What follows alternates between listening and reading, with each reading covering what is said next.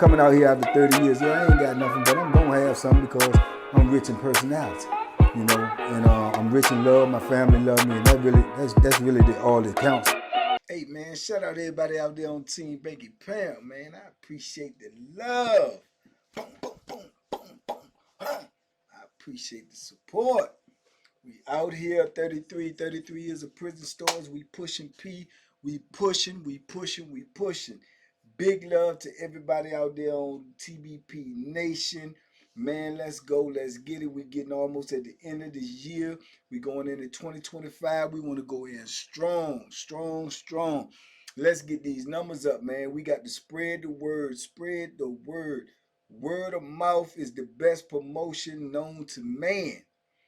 Tell a friend to tell a friend, man. People just don't keep saying that. That is real. You got to tell somebody about what we got going on over here. Make sure they subscribe. Make sure you subscribe. Check your status, man. We've been stagnated. I think it's some tomfoolery going on, but only way we can beat that, man, is put feet on the ground and mouths and ears, man. Talk to somebody about what we got going on over here, man. We on the road to 200K. Let's go. Let's get it. I want it early within 2025, within the first couple of months. I'm trying to have 200K, and we trying to be moving, shaking, baking, spreading this word out there. So salute to everybody who on that with me. Listen, meet and greet is coming down the line. We will be partying real soon. You have a couple of days. Sunday at midnight, you cannot get a ticket. You cannot get a ticket after Sunday midnight, man. Make sure you get your ticket. Make sure you pull up. Make sure you come how you want to be seen, and we're going to have a good time, man. We're going to eat good food, good conversation, good music. I appreciate everybody who's rocking with this, everybody who pulling up, everybody who participating. Man, we still taking donations. We would appreciate anything that you could throw in the pot. We just trying to make it the best event we can. The raffle is in full effect. Somebody gonna win that TV, and we're gonna have a couple of more things, probably some giveaways and some auctions or something at the meet and greet. Not sure yet, but we're thinking about it, trying to put some stuff together. It's just gonna be all around good time, man. So pull up, show out, have fun. Big love, man. I appreciate you. Oh man, today, man, I was just thinking I gotta call my brother today too, Dixon, man. Shout out to Dixon. I gotta call him today, man. It just made me think. Um, I remember the first time that I met Dixon, and also coming into the fold of being around multiple dudes that was from DC. You know, being in the Virginia system, being around multiple dudes that was from DC. I can remember the first time that's happening. That was when around the same time I met Dixon. We talking about around in like 80, 88, 89, somewhere up in there. And prior to that, you know, the places I had been, I had ran into a dude or two from DC. Not too many, you know, not too many. And it's not like I don't have a whole lot of ties in VA too. Shout out to VA 804. But even during my 33 years of doing time, man, I have still not ran into more dudes that I knew from Virginia that I did from DC. And I was just sitting here thinking about that, and that's kind of weird and odd because this is VA, and I knew a lot of dudes from VA, but not a lot of them in the system. I did run into dudes in the system that I did know from VA, but as I look back over my time, during my time, it was always more dudes from DC that I ended up knowing. And we're never the biggest number on the compound. We're always the smallest number on the compound. But it still seemed like I knew and was around more of them than I did from VA. But the very first time that I was around, you know, what you would say the DC car was Augusta, man, early in my bit, you know, and it was with Dixon and the crew, man. And like I told you, when I first met Dixon, man, like I say, we bumped heads, man. We was, you know, into different things, man. Dixon played basketball every day. That's his thing. He was a heck of a baller too, real talk. And at this time, man, I was still kind of like, you know, I'm so green in the penitentiary, man. I'm still kind of standoffish.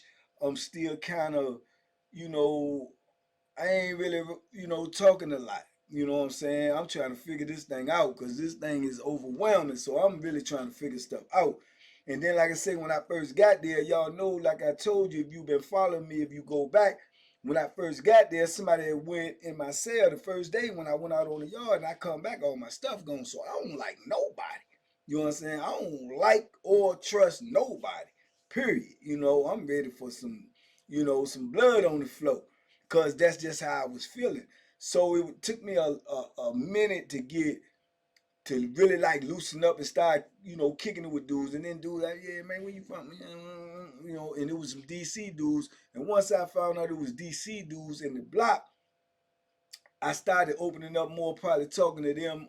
Most of the conversation was, where you from, what school, what part of the city you from, where you used to hang out, did you, stuff like that. So I think that kind of like really opened me up to start kicking it with dudes.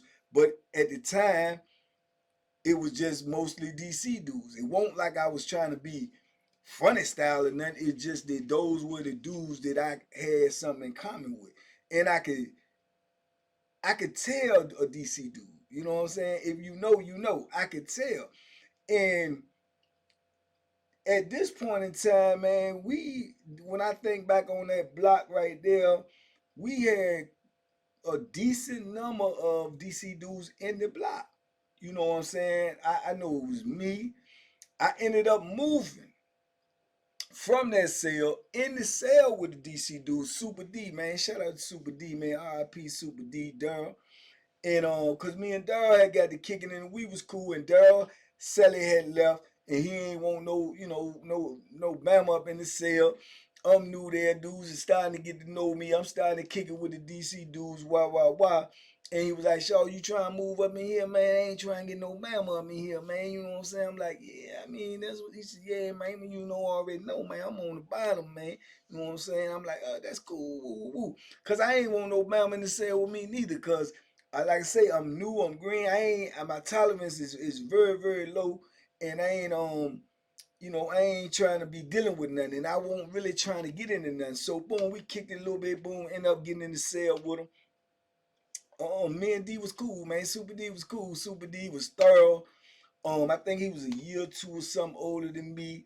Uh, he had more penitentiary experience than me, because he had been in before me. So he knew he'd been in and out the system.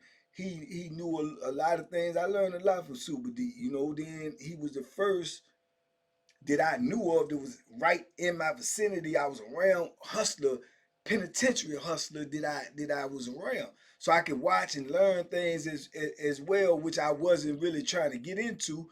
But later on down the line, years and years later, that came in handy watching how Super D moved, watching how he handled his business. You know what I'm saying? Because Super D was like one of the only dudes on the compound at the time that was getting that dope in. And that made him the man. You understand? Because them dudes wanted to get high. And in order for them to get high, they had to come through Super D. And Super D ran his junk with iron fist, man. He was a tall, slim dude, but he was cut up. He worked out. He was cut up, but he was slim. But he got that killer in him. He will poke some holes in you. Especially about that money. He had a little son. He had his girl. They was coming up on a regular basis. He feeding them from the penitentiary. You know what I'm saying? So that was the first time I got to witness that you could actually hustle in here, make a living, and be taking care of your people on the street. And he was doing that. And so I'm learning with that. Like I say, Dixon stayed playing ball, and he stayed in trouble. He stayed in trouble. Dixon gonna wreck, man. Dixon gonna fight. Dixon's small, slim too, but Dixon is gonna fight, and he gonna poke some holes in you if you need some holes poked in you. So he always got to arguing though and fighting, with dudes more or less because of that basketball. You know what I'm saying? It'd be a lot of, back and forth on the court. When we come back, man, come on back here in the corner. Or come on up in the cell. And this in a wreck. You know what I'm saying? It was known he a wreck. And then like I say, he ain't taking no L's because he gonna poke you. So I'm watching everybody and how they move.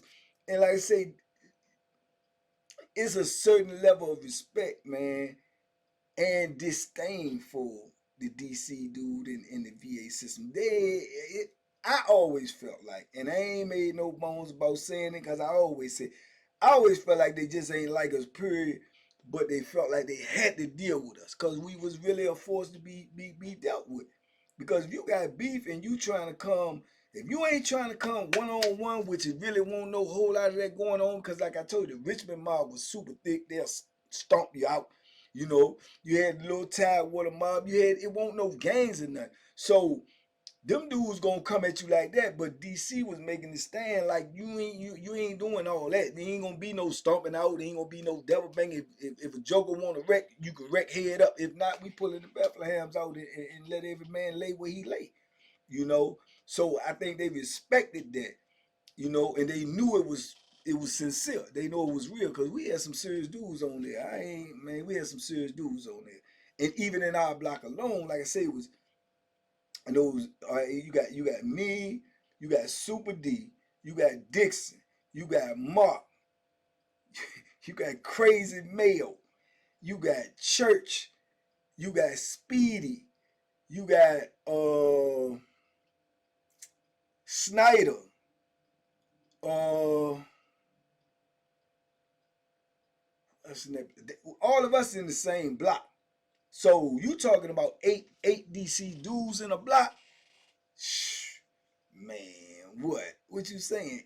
And out of the eight that I just named right there, probably the meekest one was Mark, because he was the youngest one. He was even younger than me, you know. But Mark he'll rumble, but he had the shortest amount of time too, so he really won't trying to poke nobody. He will, but he won't try and do that. He was trying to get out. Mark had, I think, like less than 3 years, you know. And I know y'all might say 3 years, 3 years, yeah, but that was a little bit of time compared to what everybody else was in there doing. So, you know, that block alone, man, you know, it just was, I don't know, man, it was just, I think it was divine intervention that I moved in there that I could connect with, you know, the city. And now, you know what I'm saying, everybody know what's going on. Everybody know where we stand. And then once I started seeing how everybody move, this is what's going on. Because at this point in time, everybody in there, including Mark, even though he was young, everybody in there had been in the penitentiary longer than me. You know what I'm saying? So I'm watching how the city move in the system. And like I say, that's divine intervention because I could have went in any block. You know what I'm saying? It just so happened that I went in that block. So yeah, man, I look back on that now and I see, and then we had, you know, spread all out. Down the hall, we got Fraser down there. I did videos and talked about Fraser. Fraser's crazy. Got Fraser down there. Then the other end, we got my brother, ended up being one of my lifelong brothers to this day that I'm gonna bring to y'all as soon as I can, as soon as he touched these streets again. We got Boo down there.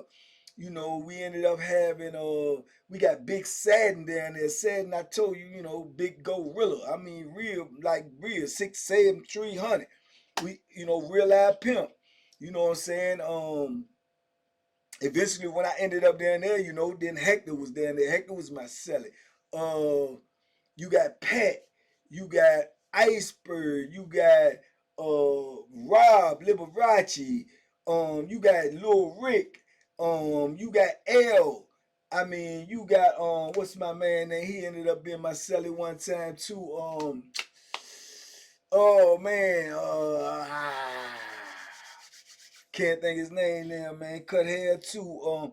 It just we were spread out over there. So you look at the whole compound. We talking about DC probably like 1,500 compound. Man, I would say less about 50 at the most 50. But that 50 is strong right there. Man, yeah, all right. I'm trying to tell you, man, and they knew. You know, like I said, it won't gonna be no, like I say, it won't gang related, but it was you know what I'm saying, it was just that respect, and then us having to stand our ground and let it be known like y'all ain't just gonna mop us up, y'all just ain't gonna do us dirty, you just ain't gonna be, you know, because the numbers were so small that if you didn't stick together, that's exactly what was gonna happen. And it don't matter how bad you was or how hard you go, you outman, outnumbered, outgunned. So if you don't, you know what I'm saying? So you had to let that be known, and that had already been put into play before I got there. You know what I'm saying? Like I say, Big A, if I ain't mistaken, it had to be between Big A and Big Satin was probably the oldest DC dudes on the compound at the time. And Big A done been all through Lord and all that, so he already established, he already known, certified serial Bethlehem pusher. You know what I'm saying? Satin so big, ain't nobody really, even gonna even take a chance to find out if he can fight or not. You know what I'm saying? And yeah, man, but that time right there, that era, man, I look back on it now and see how it shaped my whole bit because dudes that I connected with there from the city, man, eventually as the years went on, some of these dudes is lifelong brothers, man. And when you go to another compound and you get to another compound, boom, off the rip, they already know who you is, or that's DC Bank, or that's DC Dixon, man, or yo, that's Boo, man. It was already known. So when you get to the other compound, the rest of the city dudes gonna find you. You know what I'm saying? So, and like I say, for the most part, if it was 50 or close to it, all of them, man. And I ain't just saying that, I'm telling you, man. Let somebody fact check it. It won't to be played with, man. Because you couldn't be, because if nothing else, the city dudes won't even gonna allow you, man. What did you ain't cut from that. You got, man, get on. So you was gonna be excommunicated if you weren't willing to stand up, you weren't willing to rumble, you ain't doing no checking in, you ain't doing no running, you ain't doing no telling, you ain't doing no hiding, you ain't doing that. You know what I'm saying? You got to be deal with it. Dudes gonna come out there and stand right by you. You can do anything you want to do, head up. You know what I'm saying? Cause we want about that jumping jokers and all of that. Unless y'all trying to do that, then that's what we gonna do. It's gonna be everybody. You know what I'm saying? So you got to establish then when you first coming into this fold, how you gonna move. You know what I'm saying? You gonna move with it or you gonna move away from it. And that's all it was. And if you move away from it, then you first coming up in there, man, anything gonna happen to you. Anything. You know what I'm saying? Because like I said, you ain't gonna be able to whoop everybody. You ain't gonna be able to whoop every Bethlehem. You not gonna be that lucky. You know what I'm saying? No matter how vicious you is, you not gonna be that lucky. You know what I'm saying? So it won't so much like I say, everybody say, well, oh, this a gang, or this a mob, or this a clique. Nah, it just know, hey, he from DC, man. So boom, that automatically garner some type of respect right there because they already know how you coming. They already know how you coming, man. And we had our own little swag, man. It was like DC was the only dudes on there wearing super Timberlands. The way we wear our clothes, the way we wear our hats, our scullies. You knew.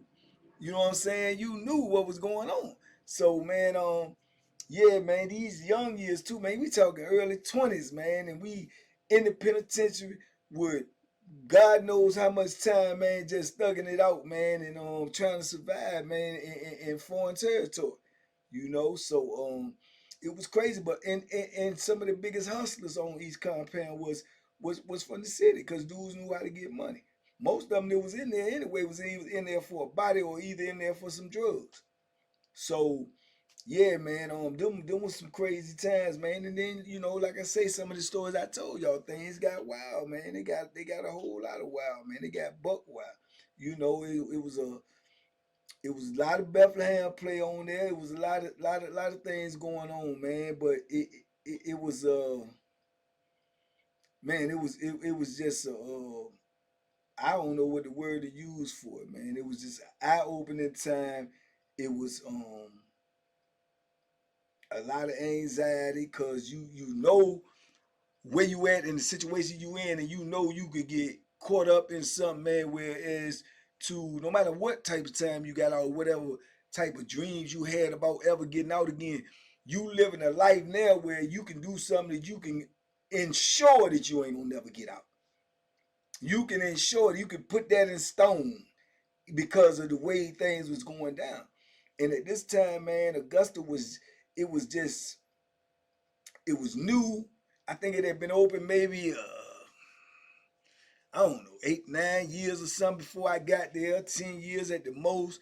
And it was new. They was green. The police was green. The administration was green. We basically is doing what we do in the penitentiary and them figuring out how to stop us from doing what we was doing at this point in time. So it was wild, man. And like I say, you had to be able to stand on your own. You had to be willing to go to war at any time because that was just the culture on the compound at the time, man. And you had to get in where you fit in. And then like I say, a lot of people was new. A lot of people, I don't even think if it was somebody on there that it already had been did 20 years or better, I didn't know them, or I wasn't even into that type of knowledge at that time. But yeah, man, some crazy stuff. But then like I say, over the time went by, me and Dixon, we got cooler. You know what I'm saying? Super D ended up getting transferred. I ended up having a little dude in the cell with me. He was from DC too, but he was a cold Bama. He was a cold Bama, man. He was getting ready to go home, and that's the one I told the story about where he tricked the people, going getting this and buying this and selling dreams, knowing he was getting ready to leave like the next day or something and left. And then Joker's trying to act like I'm responsible, so I'm ready to get in a beef for a dude that's gone. And then, like I say, the rest of the dudes in their city, DC and all of them is like, man, I mean, hey, man, whatever they want to do, But I was already solidified in what I was gonna do anyway. And the crazy part about it is the dude that was questioning me about it, me and him was always cool. But that's what you got to know in there. You could be cool with somebody that won't from the city, but you got to understand when it came down to it, if it was gonna be some war, they're gonna pick the side. So you gotta pick your side. They gonna pick the side. You can lay flat and believe that. Especially at this time right here, won't no Richmond dude going against Richmond. I don't care if you was his celly. If you was his celly, he won't go on. If Richmond ain't like you, he gonna get away from you because he already know what's coming. So it was the same thing with us. You know what I'm saying? We had to stick together. We had to. You know what I'm saying? It was crucial to our, existence and survival up in this joint.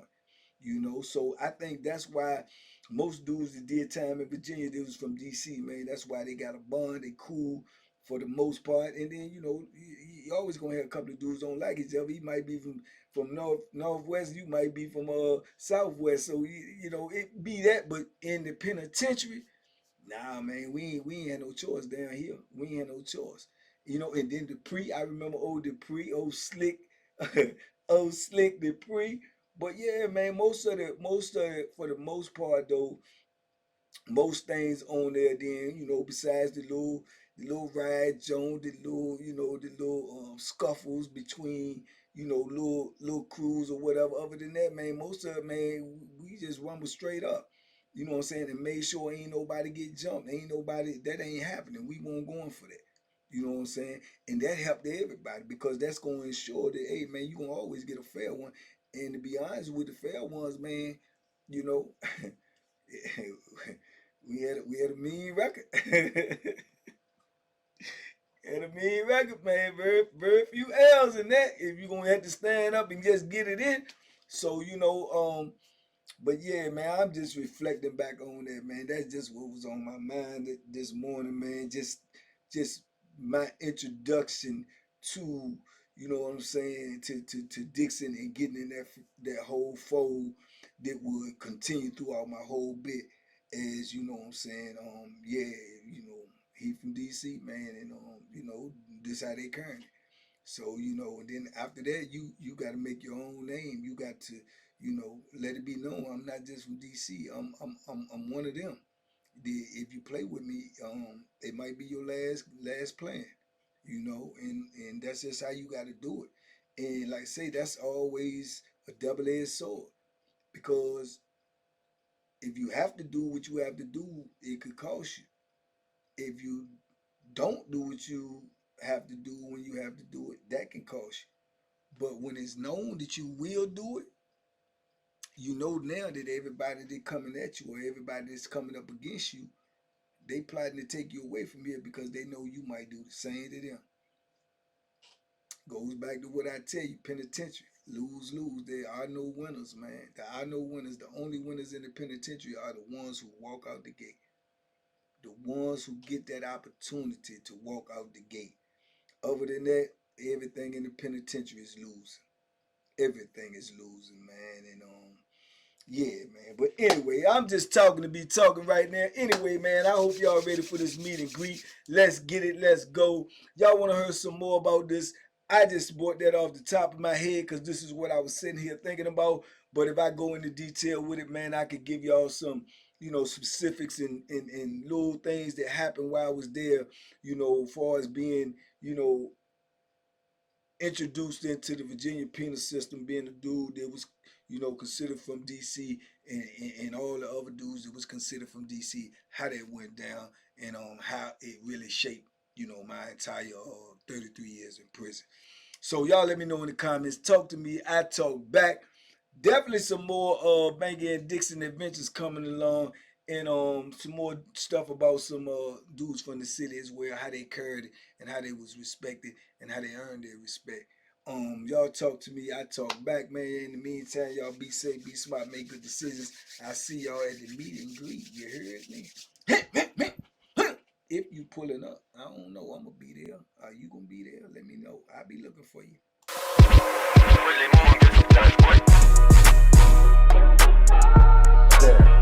The Banky special. Yeah. Pure deliciousness. Pure deliciousness, man.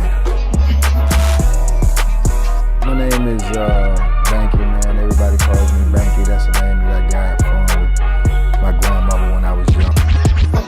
I'm coming out here after 30 years. Yeah, I ain't got nothing, but I'm gonna have something because I'm rich in personality, and I'm rich in love. My family love me, and that's really all that counts.